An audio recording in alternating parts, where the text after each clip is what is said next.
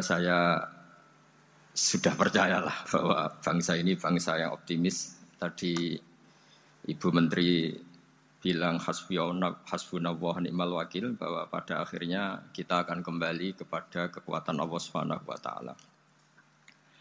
Sebelum kita cerita Isra Mi'raj dan inspirasi dari Isra Mi'raj, saya akan memberi analogi ya. Analogi ini akan menolong secara ilmu tauhid, ilmu mengesahkan Allah Subhanahu wa taala. Dan ini menjadi pokok ya dalam pengajaran tauhid. Ini mohon maaf kalau terpaksa saya ngaji model dulu lah, model pesantren ya. Tapi tanpa ngurangi rasa hormat, tanpa ngurangi rasa empati, rasa takdim saya. Teman-teman yang saya hormati semua, karena di sini banyak santri-santri muda.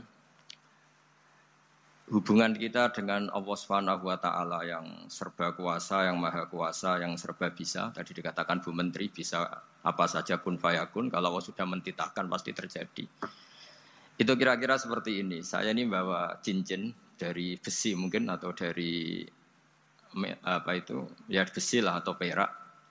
Yang jelas tidak emas ini karena saya cowok. Yang jelas tidak emas. Saya bawa kertas. Kalau Anda saya tanya, kertas ini sama cincin kuat mana? Pasti akan menjawab kuat cincin, karena materinya dari besi. Jawaban itu benar, tapi harus ditambahkan secara materi itu kuat cincin ketimbang kertas. Tapi Anda salah, harusnya menjawab ya terserah Gus Bahak, karena yang megang itu Gus Bahak. Karena bisa saja saya punya rencana menghancurkan cincin ini, sementara saya punya rencana mengabadikan kertas ini. Kira-kira gitu hubungan manusia dengan Allah Subhanahu wa taala. Jadi hal yang kita kira abadi karena materinya kuat, ternyata Allah punya rencana menghancurkan. Sementara yang kita kira lemah atau rentan atau apalah, ternyata Allah punya rencana mengabadikan. Di sini kemudian istilahnya orang-orang tasawuf, wa tafwidil umur ila mudabbiriha. Kita sebagai manusia menyerahkan urusan pada pengaturnya, pada yang punya. Bukan wilayah kita mengatakan cincin ini lebih kuat ketimbang atau lebih abadi ketimbang kertas. Karena saya punya rencana menghancurkan cincin, tapi ingin mengabadikan apa? Kertas.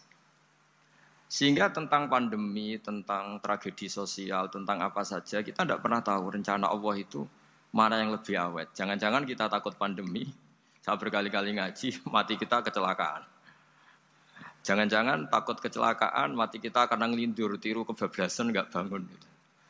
Kita takut mati ngelindur, mati kecelakaan, jangan-jangan mati kita karena likuifaksi, karena gempa atau karena tsunami. Nah, hal-hal seperti ini yang terus menjadikan kita bilang dan berkeyakinan hasbunallah wa ni'mal wakil. Hanya Allah yang tahu dan semua urusan mencukupi kita hanya Allah. Tadi kata Bu Menteri kita akan menghadapi ini dengan ilmu pengetahuan dan pengalaman. Oke, saya sangat setuju itu. Tapi lagi-lagi bangsa ini dan seluruh tren dunia itu kalau misalnya baru tsunami ya semua orang ramai ketakutannya pada tsunami. Ilmuwan berteori bahwa tsunami siklusnya sekian tahun per sekian tahun. Nanti pas gempa juga gitu, pas likuifaksi juga gitu. Nanti kalau mudik mungkin ketakutan orang sama kemacetan sama macam-macam lah. Takut kecelakaan laka di jalan dan sebagainya. Sehingga sebelum ngaji ini lebih jauh, pastikan bahwa tidak dalam wilayah kita mengatakan bahwa cincin ini lebih abadi, lebih awet ketimbang kertas. Tapi kita harus menjawab secara materi cincin itu lebih awet ketimbang kertas. Tapi secara hakikat ya terserah yang mengendalikan, terserah yang punya, rencananya apa. Nah, di sini pentingnya ngaji. Karena dari ngaji itu kita akan kembali ke ma'rifatullah, ngerti Allah yang sebenarnya. Sebab itu di surat Isra disebut pada akhirnya ngaji itu apa? Subhanalladzi asra bi 'abdihi lailam minal masjidil haram ilal masjidil aqsa alladzi barakna haulahu. Tujuan akhirnya linuriyahu min ayatina. Bahwa Mi'raj itu hanya bagian kecil yang dingertikan kita betapa dahsyatnya kekuasaan Allah Subhanahu wa taala. Betapa tidak terbatasnya kemampuan dan kebisaan dan kudrahnya Allah Subhanahu wa taala. Makanya masih dikatakan min ayatina, itu masih sebagian kecil dari ayat-ayatku kata Allah. Lalu dalam surat Kahfi diterangkan, ketika orang kagum dengan Ashabul Kahfi yang bisa tidur dalam keadaan hidup 309 tahun atau Masehinya 300 tahun, kalau Hijriahnya 309 tahun.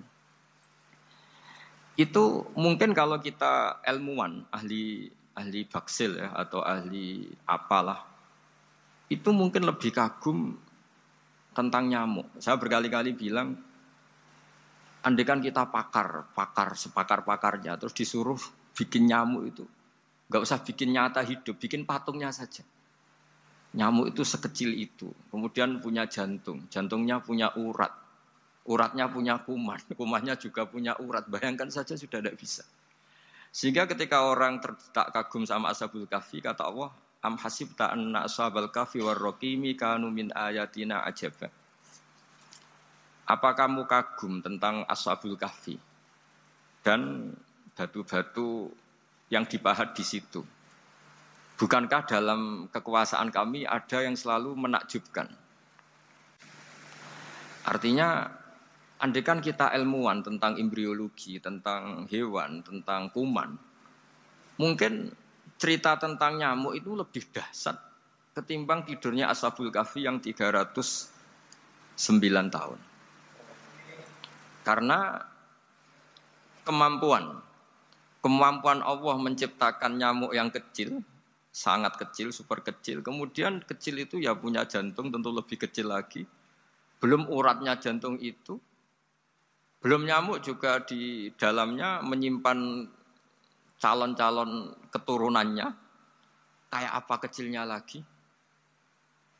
Nah, di sini Allah mengingatkan kita, innallaha la yastahi ayyadriba matsalam ma fa'udatan fama faqaha. Allah tidak pernah malu jika dalam menunjukkan kekuasaannya Allah memberi contoh seekor nyamuk.